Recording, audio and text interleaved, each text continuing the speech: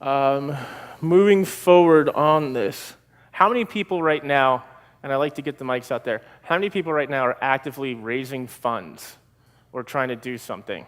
Okay, Charla, can we get, hold on, Charla, hold on.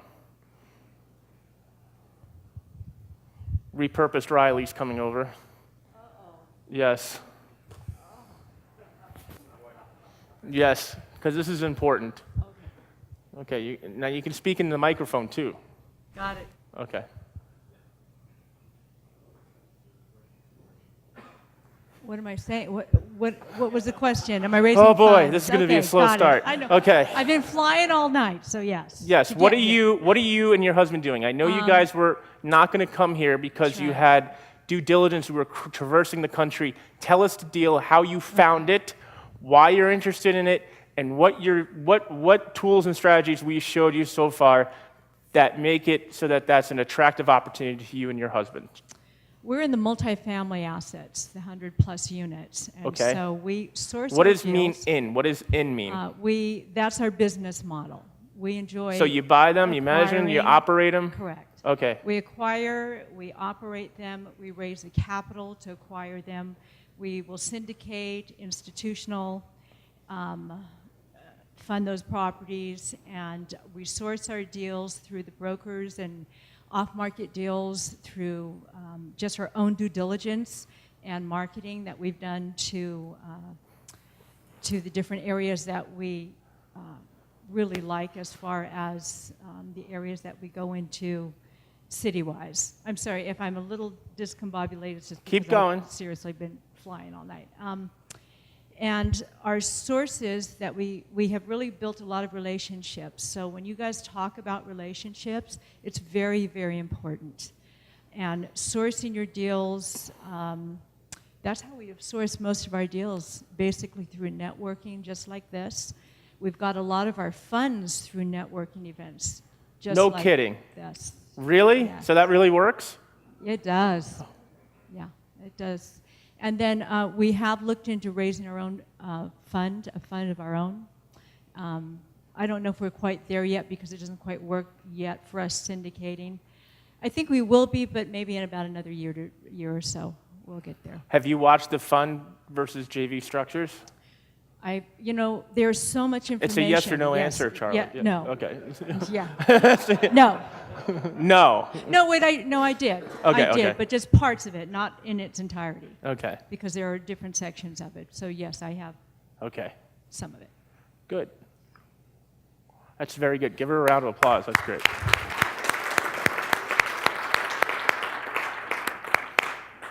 So you're not using me for that because that's news to me, right? So actually life exists after Sal is what you're saying? Stop. Hold on. You know what? People are hard of hearing in this office, and I get yelled at if I do not have people speak in a microphone. So it's not you personally. It's all your peers here. Got it. I love what you do, Sal. Why? And because there's nobody else out here that actually teaches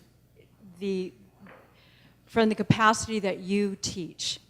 The information you do not get on the streets. This is something through your own experiences that you are sharing with us, and I love that. Because what we learn here, we can actually use. I mean, I have been able to use.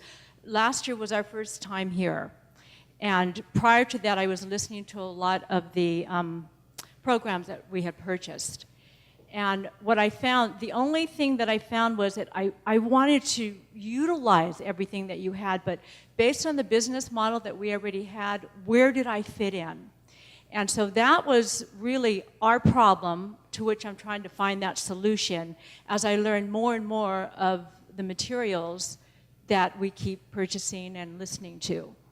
So that is my problem, and to which I want to find that solution to be able to work in more of the information, great information that you have. Thank you. All right, give her a round of applause for that one. Checks in the mail. Before I go any further, that's important. We promised you one-on-one time.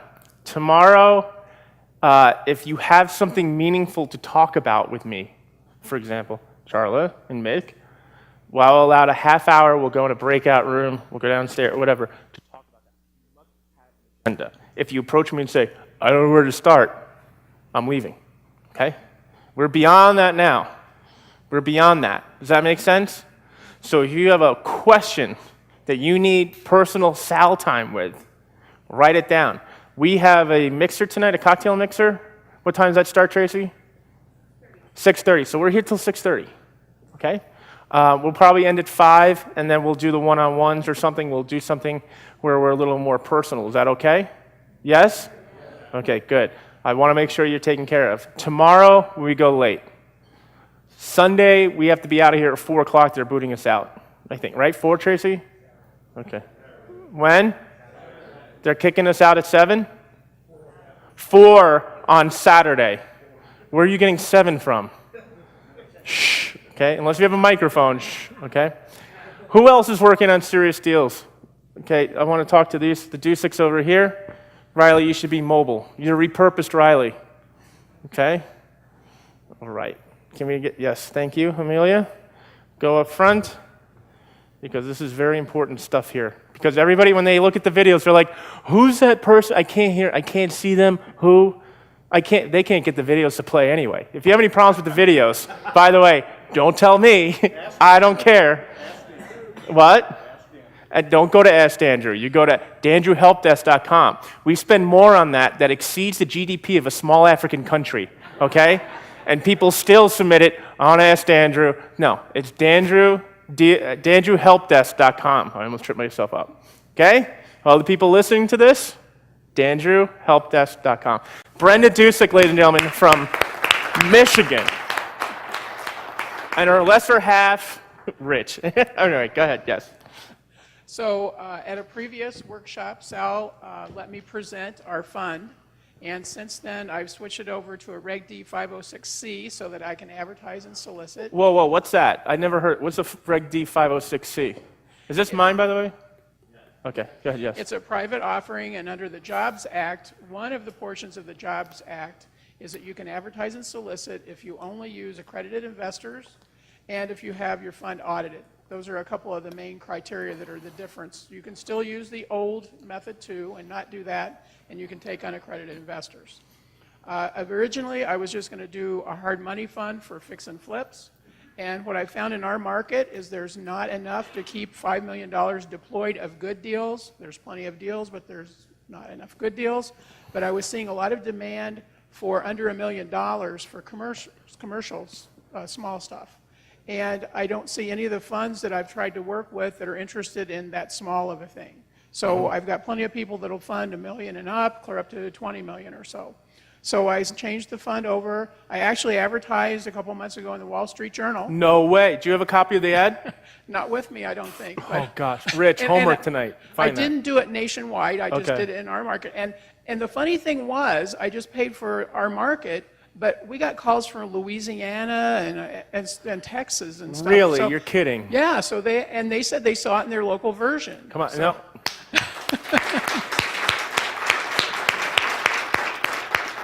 You're in the big leagues. Yes, go And I ahead. actually tried to run the ad in Cranes, which is big in our market, and they sent it back, an email back, a snotty email, and said, we don't do ads like that. So I ran in the Wall Street Journal. I ran in the Wall Street Journal for half what they wanted. Yeah. Yeah. So, And did you collect all those names and you're data banking them? oh yeah, yeah. So we got some interest. But frankly, since I've done that, I've got so many big deals I'm working on that I'm not even concentrating on the raise for the fund right now. Who's doing that then? We're kind of letting it sit. Sit? But I'm getting the credibility from the other deals, so I think Okay. it'll be a lot So, easier no, to you're raise building the a money. track record with the other Yes. deals. Yes. Perfect. So And then- currently, between all the deals we're working on, there's over $60 million in deals that we're currently working Okay, and none of them are coming to my desk, which is fine. That's cool. No, but here's the key point here. How many people think that I'm going to be engaged day to day with J.G. Mellon? How many? Guess. How many people even know what J.G. Mellon is? We're gonna the AJ fund. We'll call it the. How many people think I'm engaged day to day with that? You're absolutely right. I'm not doing anything. I set it up, and Matt is going to be doing that the entire summer. What I did was I put together the pitch book, and I hired people to write white papers, some RIA investor pack, which we're going to show you later. Would you like to see that, how we're doing this, to keep the investors coming in because they get stale? Matt's doing that, not me. We'll get Matt up here later to talk about that. Go ahead, continue, please. This is really good stuff. So one of the things that I recently got from Sal was, I'm working on a deal and it's $20 million. And we found a lender that we've known for the last 5 years, going to the big boy conferences that Sal Big boy, told what's us the to go big boy to. conference, Brenda? The people that actually have funds and things like that, not Okay. the guru conferences where everybody's coming out for an hour trying to pitch their package and things like that. Right. So it's actually Okay. people that are really doing the big businesses. So, Good. So what I do is I match up the appropriate deal with the appropriate lender, because they've all got their different acts in their wheelhouse of what they work on. So I've done that, and so we had a discussion with the lender a couple days ago. They're willing to loan $12 million, so that's probably going to work out. So what I've learned from Sal is about my fee. So I have proposed to the borrower that I get a piece of the deal. So I would take half my commission up front, and the rest would be In hold invested. certificates or equity, right? Yep. Is that not a great wealth creation tool right there? Yes, go ahead. Not Now, yet. We'll clap he- afterwards. Go ahead, yes. So he hasn't told me yes, because he said he's never done it that way, that he and his partners, if they bring an investor, they only bring him in as debt, so they're considering it. But the big thing was, Sal always tells people on some of the calls recently, make your proposal and then shut up. Yes. Because I could say, oh, well, then I could still do this. No, I haven't said anything else to him. That's better that So- you're on the phone rather than your husband. The Motor City big, I'm kidding. All right. Okay. Yes, he's been very nervous about this. I know. That's called gamesmanship, right? So anyway, that's the sort of thing. that we're Beautiful. So this is great. All right, give Brenda a round of applause.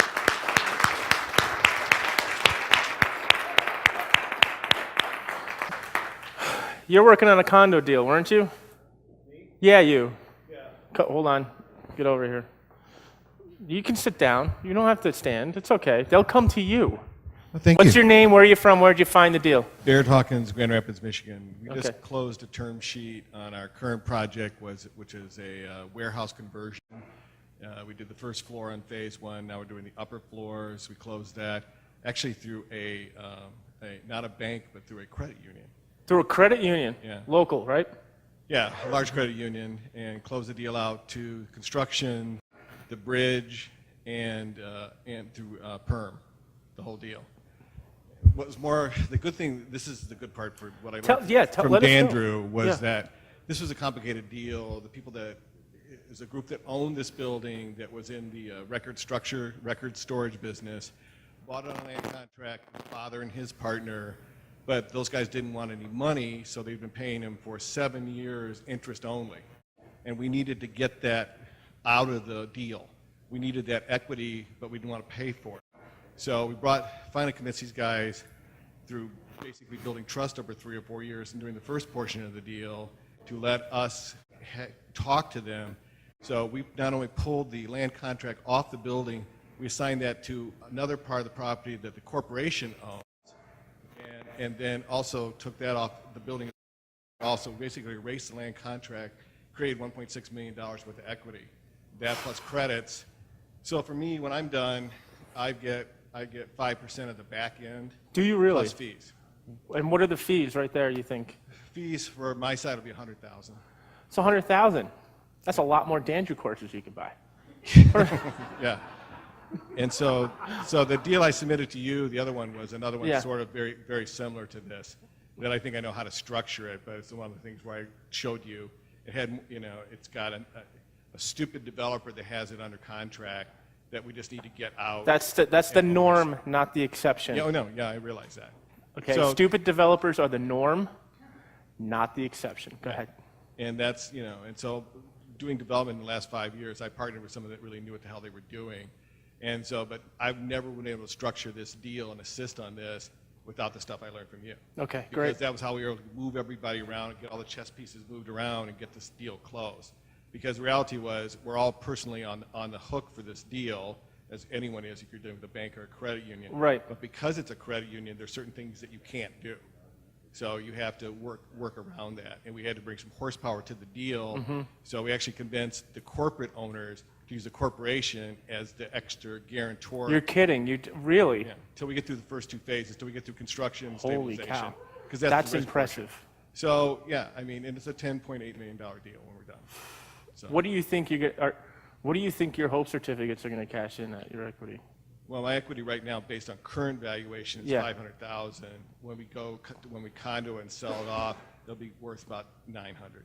Yeah, that's great. So, yeah. 900,000. The average wage in this country is $32,000 a year. The average IRA balance is $40,000.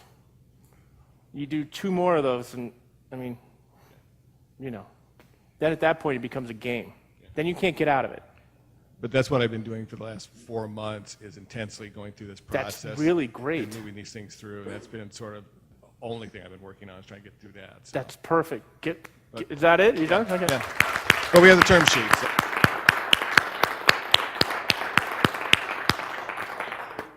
That you couldn't do this deal without having developed the relationships and the trust. Yeah. I mean, we started this project, these guys try to sell this property off to anyone and everyone. Tons of developers from all over the Midwest looked at it. Nobody could figure out how to do it. And we also got it on the National Historic Register. That's the other thing to say. We walked away from $1.3 million in historic credits. We were able to do the deal in a way and structure it that Wow. we could walk away from $1.3 million in historic credits to get it done. So, and still have horsepower enough to do it, so. My gosh. That's incredible. Give him a round of applause again. All right. Dave Dejewski over here. Come up here. He's doing some high-ticket consulting work. Right? Yes? Maybe? I am. I'm Okay. not really sure. What Where are wanna you talk from? How are about, you though. sourcing these deals? I'm in the Mid-Atlantic region. I'm sourcing the deals through just my marketing machine and mostly my network from over the years that I've built up. Okay. I think the client you're talking about is a California client where Yeah. I'm working on a pitch book for him. So this guy has about $3.26 million deployed on the street in the form of hard money loans. Single family? What kind of hard money loans? Yes, Okay. single family. He's got about $5 million fund. He wants to make it a $20 million fund, and he came to me looking for ways to do that. And so I've talked with him about starting his own fund. I talked to him about what I think we're going to wind up doing for him is a rediscount facility, setting up, getting an institutional provider to provide some capital, which at the very low end of his capital stack, and then have him use the money from his $5 million fund to be first loss position just below his borrowers, which are going to provide about 35% on an asset-by-asset basis. So it's just a different way of structuring his capital stack. In order to do that, we're building a pitch book for him, doing a lot of consulting, a lot of coaching, walking him through, what's important about managing a fund, the compliance, the reporting, all that kind of thing. And Did you charge enough for this? did I charge enough? Yeah. He paid me $25,000 up front for Okay. the pitch book piece, plus the capital introduction piece, which is on our standard engagement letter. And I take 2% up front, and then I take a piece of his fund on the backside for all the money that we bring in. It's not bad at all, is it? The biggest challenge for us has been the fact that I have a paid client. The man paid me good money, and I naturally want to do the best Same job. client? Yes. Okay. Naturally want to do the best job possible for him, but if you try to set up a pitch book for somebody, you do consulting, you realize that the business has holes in it. Well, that's good. You're addressing that. It depends if he's willing to address those holes. Well, he's got to justify his experience, his existence too, right? Absolutely, but the way we really get paid is on the capital introduction piece, not the upfront fees for the pitch book, right?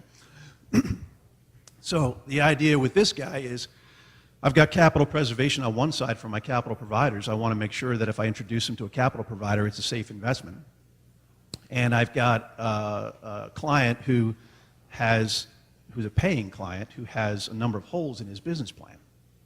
So my conflict is standing right between the two, the capital sources that I've cultivated through Preqin and through you and some other things, and the client who has a potentially good investment if he does certain key events to make it good, right? And if he doesn't make it good, then I'm not in a good position, I don't think, to introduce his investment for capital raise. We're going to talk about that all day Saturday. That's why I'm here. I'm going to fill in the blanks to all of that. I think you're doing a great job. Your fiduciary responsibility implicitly is to protect the investors. This guy can't follow through with what you're telling him to do. That's not your problem. You can't make him do things. There are people who have paid me 15 grand to come in with a day with Sal who have never come in. I can't make them come in. If they want to come in, they'll come in.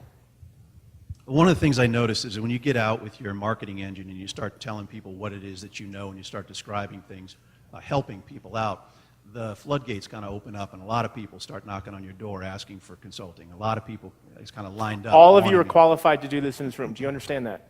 You will be after Saturday. You'll be emotionally, intellectually exhausted, but you'll understand it. Go ahead, yes.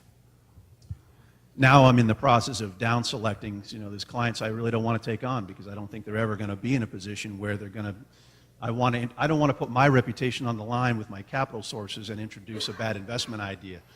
And so a lot of the work that I'm doing, frankly, is, and I don't get paid for that piece of it, What piece is that? basically valuing the client, screening them out, filtering. Do you have an intern or a VA? Sure. Yeah. Okay, let them do that. You should be hard to get to. I need to be harder to get to. I know what you're doing. You're doing a lot of push-ups. It's paying off, but I think you can curtail that a little bit. But he's absolutely right. I think a lot of people in this business, and unfortunately, they don't have a fiduciary. When you take someone's money, this is what people don't understand, and I tell this to people all the time. And this is why we're not letting people for 97, 247, whatever, submit deals to us anymore. Because they're desperate and they don't belong in this business. Okay? They're flinging poo. And I say to them, well, would you invest your life savings into this deal?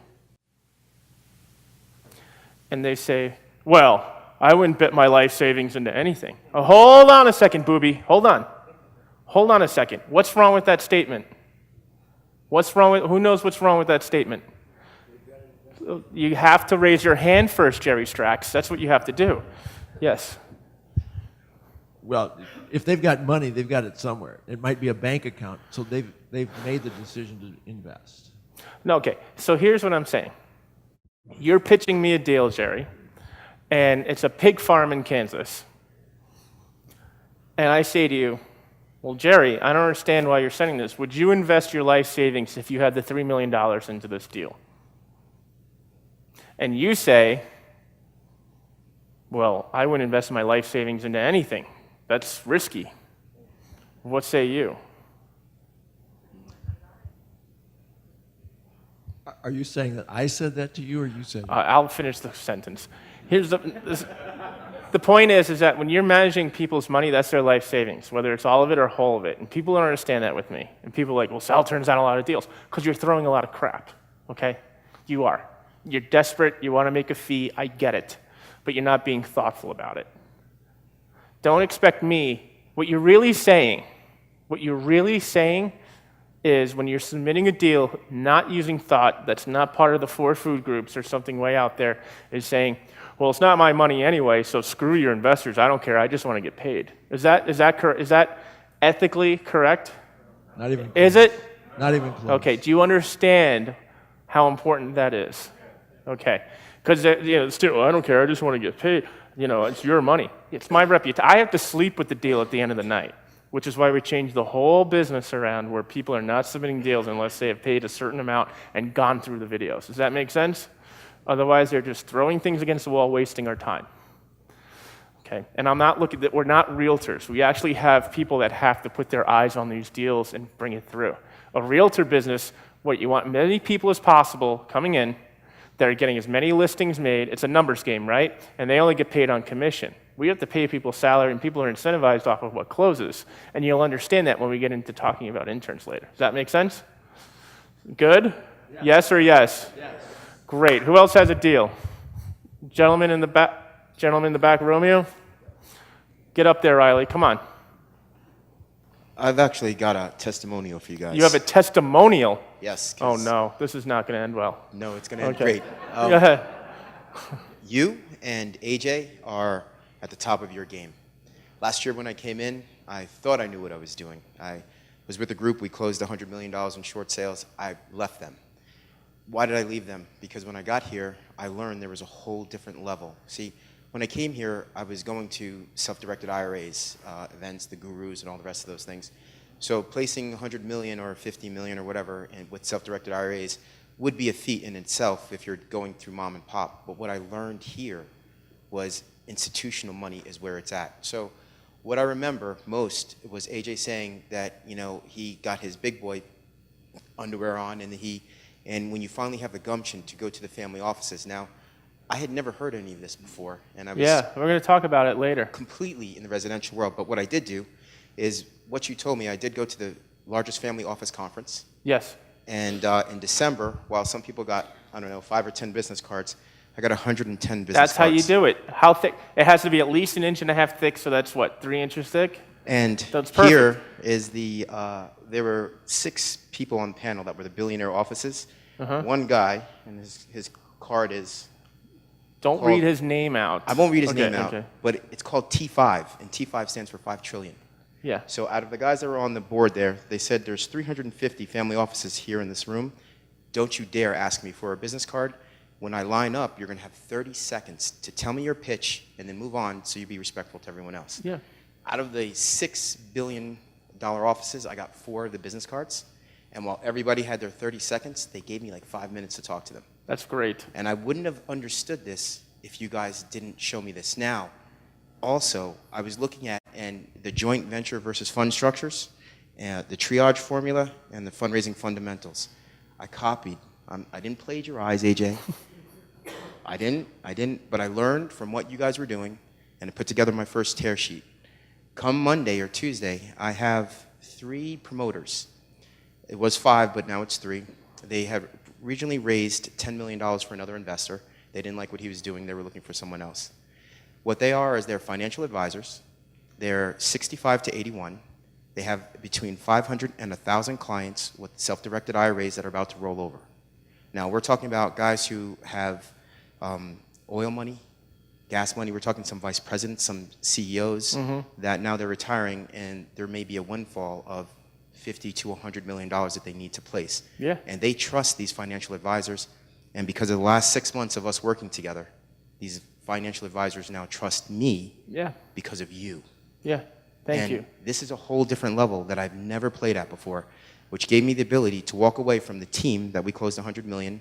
So now I'm on my initial raise by myself with my own team, and then I came here for you guys to maybe help me look over it, maybe put the We'll go- yeah, the we'll go over 506c it. structure together, everything. But these guys are ready to go, and I think I can get funded in my first 10 million in 90 days. And the way I did it, my fund terms, the structure is an LLC, the profit multiple is 1.25, the target equity is 10 million this time, maximum equity is 15, minimum initial close is 10, the commitment is 3 years, the term is 3 years with the 2-year tail, minimum investment is 500,000. For the unsophisticated people that are rolling over, I put an annual yield on there for them just so they can see the minimum maximum of 8 to 25%. And then smart. I also put the lockup period for a 2-year hard lock and a 1-year soft lock with a penalty of 20%. Right on the upper left-hand corner, so everybody can see exactly what's going on. And how did I put this together? Only because you guys taught me and you showed me what to do Wonderful. and how to do it. All right, great. 2 things here that's important. How many people think that it's more difficult to find money than it is deals? Raise your hands.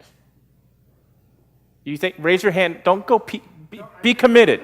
You think it's harder to find the money than it is to find the deals? No, don't cheat. What do you think now? I think it's harder to find deals. Say that in the microphone now. Otherwise, you're going to get pummeled by everybody else here. I think it's harder to find the deals now than it is to find the money. Okay. What do you think in the back? And the gentleman over there. Yeah, it's easier to find deals, harder to find money. You think so? Well, it depends on what your definition of a deal is now, isn't it? What's your name? Ali Chermizi from Pasadena, California. What's your first name? Ali? Ali. Okay. Have you submitted anything? No. Yeah, I know. It have doesn't a- sound familiar. Okay. That's why. Okay. I have an interesting story anyway. Sure. Tell us your story. Speak into the microphone, please. Well, I learned I've been doing consulting. I was in the banking industry for a long time. So I do a lot of workout, advisory work. And then the other thing I learned from Sal was the dip, which is kind of interesting. So I have several large clients that I do consulting work for, small businesses that have revenues between $1 million to $15 million.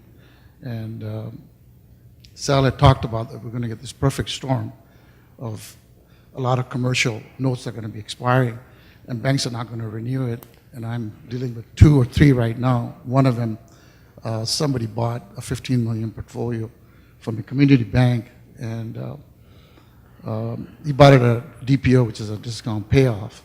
We owed them $1.8 million, and he got it for about $1.2 million, I think. And then I've been negotiating with him. He's in New York for almost 19 months. And then I used his sales strategy to take them into bankruptcy, Chapter 11, to buy me time. And Sal uses a different strategy, but what I did is I wanted to buy time so I could go ahead and sell the property. And what I did is I learned about the stalking horse. I was able to find a stalking horse to hold on to. Stalking horse. What's that? It's in your dip financer course. So the Okay, dip go ahead, financing yes. course. So anyway, the judge will give you some time to get rid of the property, and then you have overbidders. So what I did is I found 2 overbidders, and I had them sign contracts and put them in escrow, and I knew with a $50,000 cashier check that the escrow was not going to accept it. But I forced them to do that, so... the bidding- Gamesmanship. It's called gamesmanship. Exactly, that's what I learned. So anyway, a couple of days later, we were supposed to be going into court for overbidding process, and the only way I could get them to go is by having them submit all this paperwork to escrow. And I knew that escrow was going to reject it, but I'll just tell them, I know we have to get an approval from the court anyway. So that would force them to come to court to do the overbidding process. If you leave it to the attorney, which I'm managing, they're just going to say, oh, just show up to the court, and they'll do the overbidding process. So we were able to sell the building for $4.3 million all cash to a Chinese buyer, and I was able to make about $150,000 cash. Wow. You see why I wanted more people in here than less? I mean, not too many, but there's just a lot of people to network here with. And the Sal is right. I mean, you can make a lot of money. I mean, I charge $500 an hour for consulting fees. I still do. You're going to make more after Saturday. Yeah. But the most important thing is you do have to align your interests, and you have to have gamesmanship. And, I do a lot of strategy question sessions with my clients to make sure they're on the right path. Yep. And then they trust you, and then, they're with you for life, basically. That's great. Give them a round of applause. Who else has something here who hasn't talked already? Who else has a deal that they've done, they made money on? That's it? Come on. Yeah, before you talk, how many people here wouldn't mind if I started talking about family offices a little bit tomorrow or tomorrow? Yeah, I think tomorrow. We have a PowerPoint presentation we put together. Have you ever heard the words co-investment, club deals? Yes? Do you know what they mean? No, you don't. You know what it means? Who said that? You?